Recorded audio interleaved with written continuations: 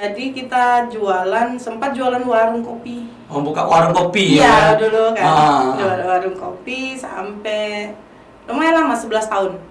Berapa tahun? 11 tahun. 11 tahun? 11 tahun. Buka warung kopi di Pasar Pagi kayak aku 11 tahun? Iya, betul. 11 tahun. 11 tahun, lumayan itu lama. Lumayan sekali. Kalau ingat dulu perjuangan jualan warung kopi itu luar biasa.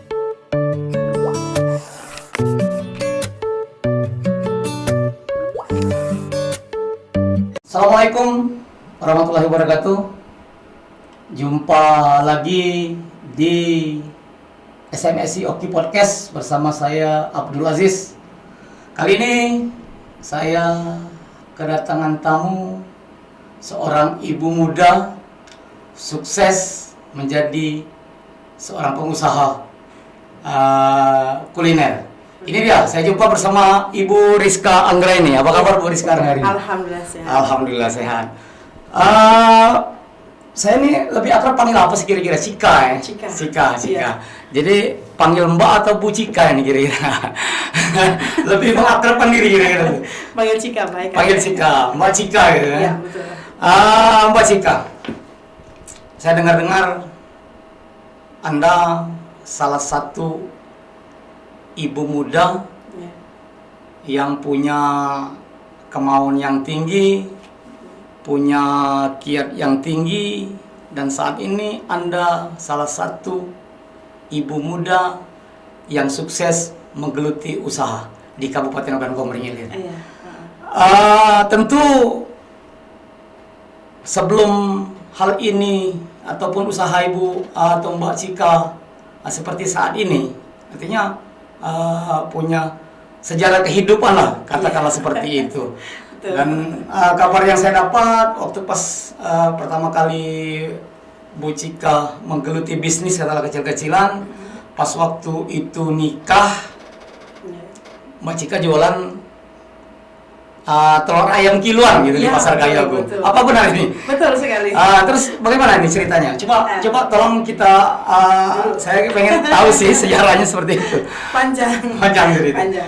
Tapi yang jelas gini, saya baru nikah tahun 2000.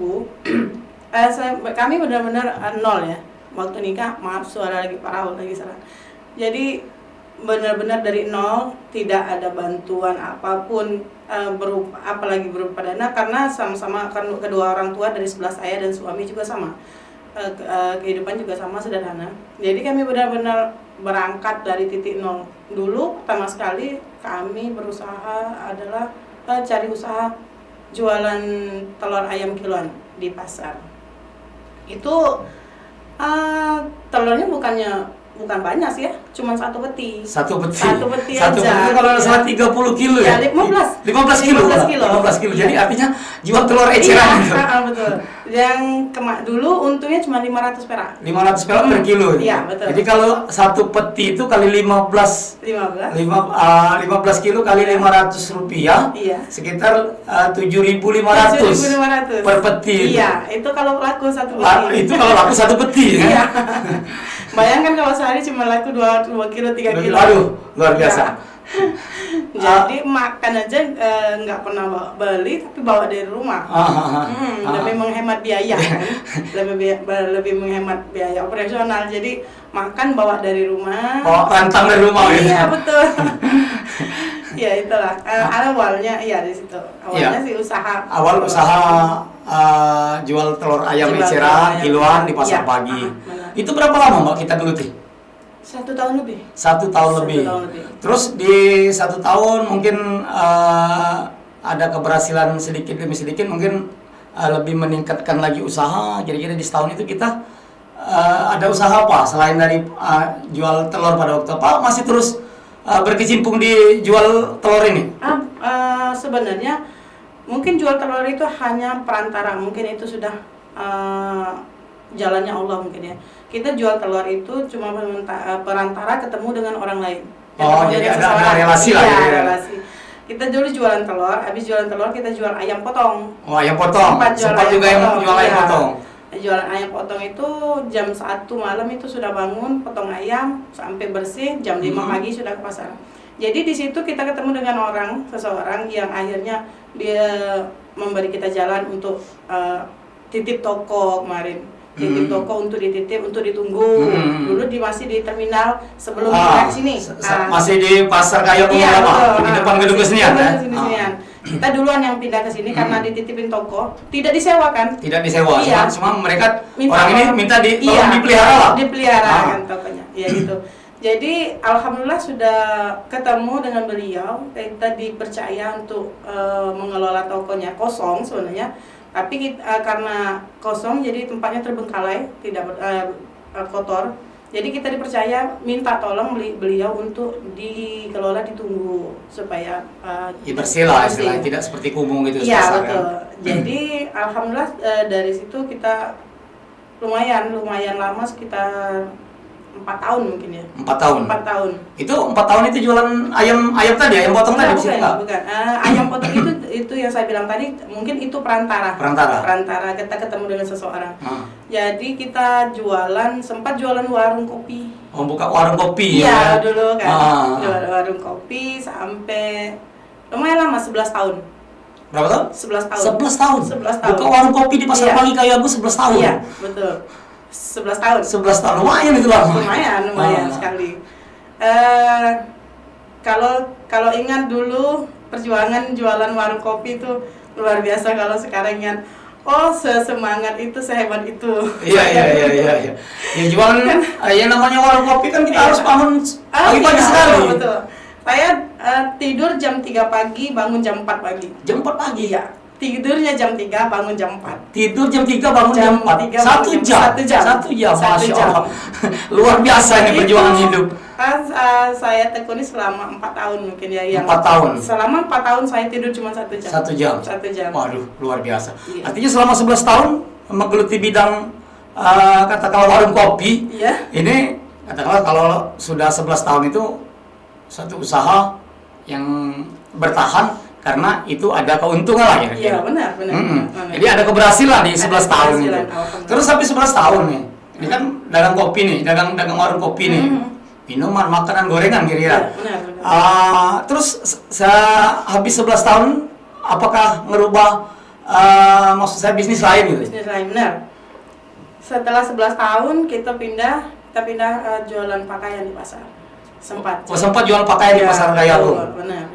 Di yang mungkin pasar yang baru sekarang ya, di shopping center gitu. Pasar yang sudah pindah. Pasar yang sudah pindah ke terminal Gaya Agung. Iya, benar.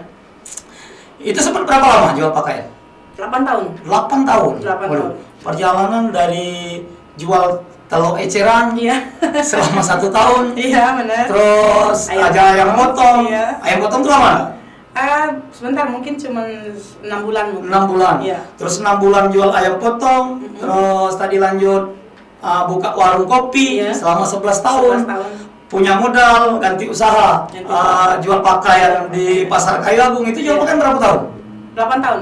8 tahun. 8 tahun terus sekarang masih? Udah enggak. Udah enggak lagi? Iya, udah. Jadi sudah 8 tahun udah enggak lagi. Terus sekarang yang digeluti Mbak Cika rumah makan.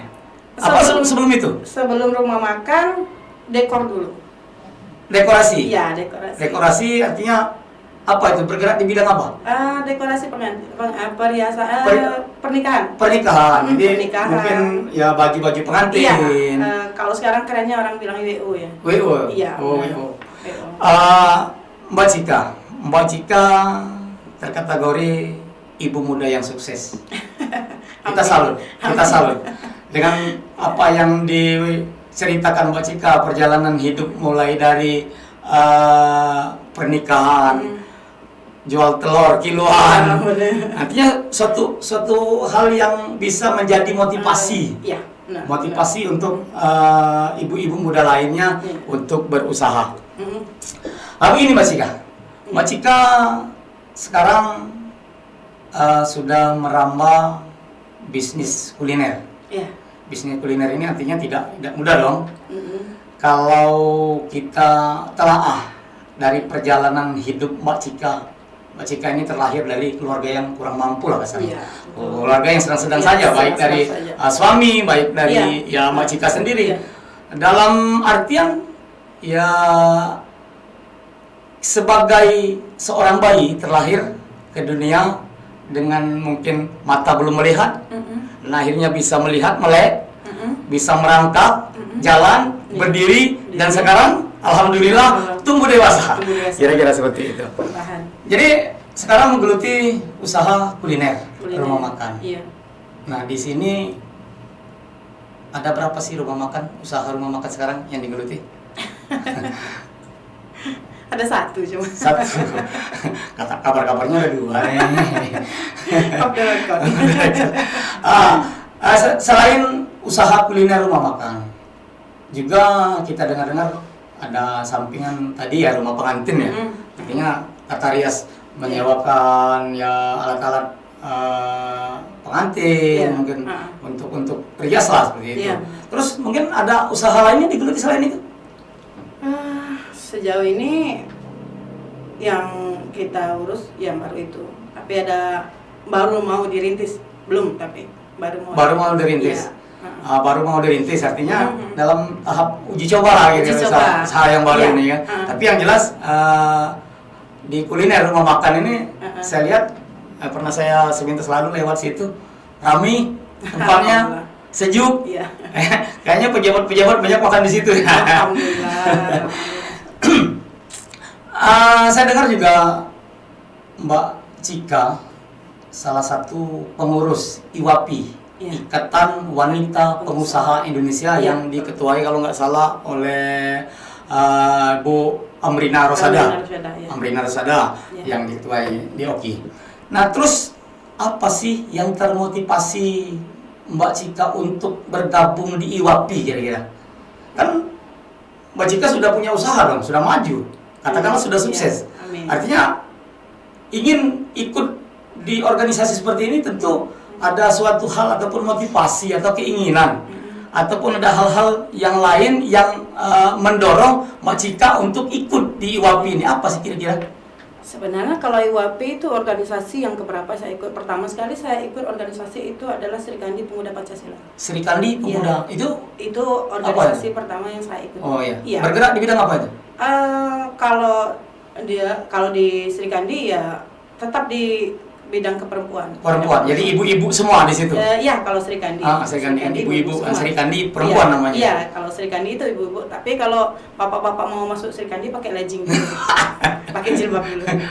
Jadi setelah saya masuk Serikandi Pemuda Pancasila, saya menjadi, kalau di Serikandi Pemuda Pancasila saya sebagai sekretaris.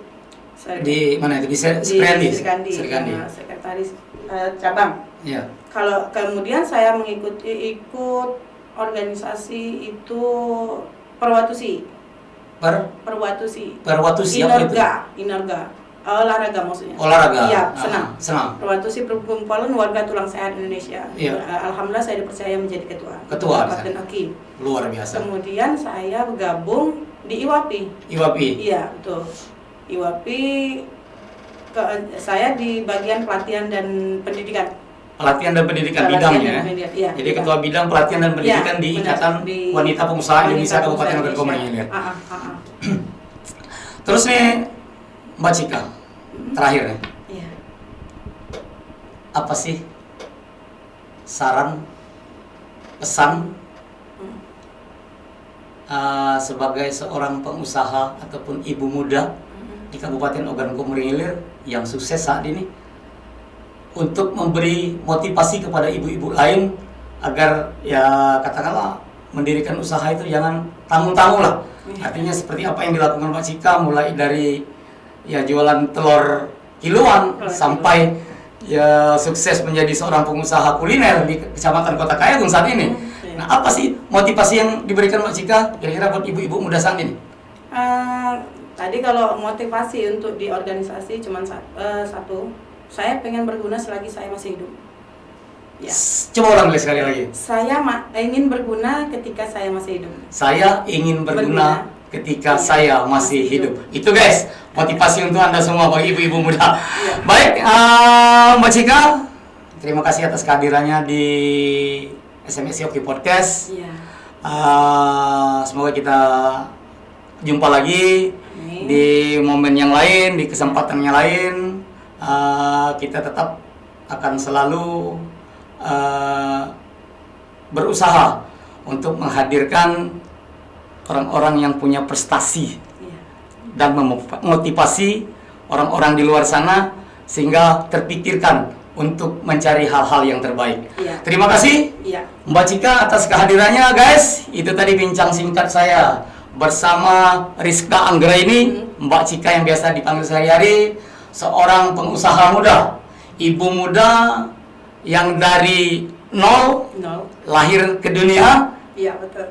dan akhirnya berkat rahmat Allah Subhanahu wa taala, berkat kerja keras, motivasi suami, keluarga, akhirnya Mbak Cika menjadi salah satu wanita muda sukses di Kabupaten Ogan Komering ini. Wah, amin, amin. Demikian guys, ada pepatah mengatakan hal pertama yang dilakukan orang sukses adalah mendatangkan kegagalan sebagai sinyal positif untuk menjadi sukses. Betul.